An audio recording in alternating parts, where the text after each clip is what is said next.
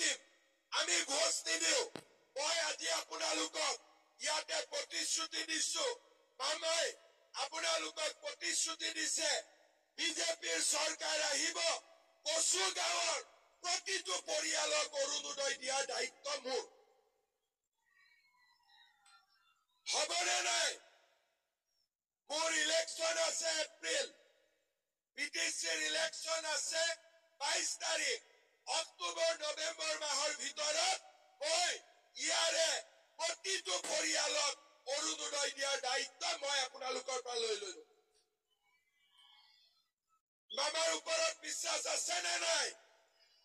মামাৰ ওপৰত বিশ্বাস আছে নে নাই আজি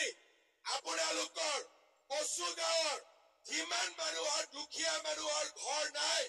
সকলোকে আমি ঘৰ দিম তাৰো প্ৰতিশ্ৰুতি মই আজি আপোনালোকক ইয়াত দিব খুজিছো আজি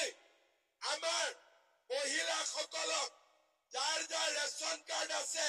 ভাল কথা যাৰ ৰেচন কাৰ্ড নাই তেওঁলোকেও ৰেচন কাৰ্ড পাব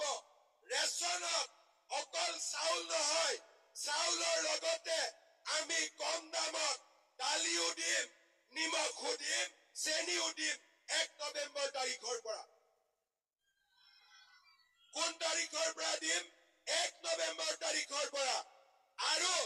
অসমত যেনেকে 1 টকা নিদিয়াকৈ চাকৰি হয় বিদেশীটো 1 টকা নিদিয়াকৈ চৰকাৰী চাকৰি হ'ব লাগিব লাগিব নে নালাগিব লাগিব নে নালাগিব আজি আমাৰ মানুহৰ সকলো গৰীব দুখীয়া মানুহৰ আমি ভিচিডিসি বিলাকক কেতিয়াও গৰীব দুখীয়া মানুহক শোষণ কৰিবৰ কাৰণে নিদিও আজি আমাৰ ইলেকশন মেনিফেষ্টো ওলাইছে মই গুৱাহাটীত জাৰ্নেলিষ্টক কৈ আহিছো ইলেকশনত বিটিসি জিকিব আৰু ভিচিডিসি গাঁতৰ ভিতৰত সোমাব চিধা কথা যি পাব লাগিব গৰীব দুখীয়া মানুহে ডাইৰেক্টলি পাব লাগিব বেকা বেকি কৰি নহব চিধা কৰি পাব লাগিব শ্ৰদ্ধা ৰাইজ আজি আপোনালোকে এটাই দেখিলে যোৱা 5 বছৰত আৰু তাৰ আগতে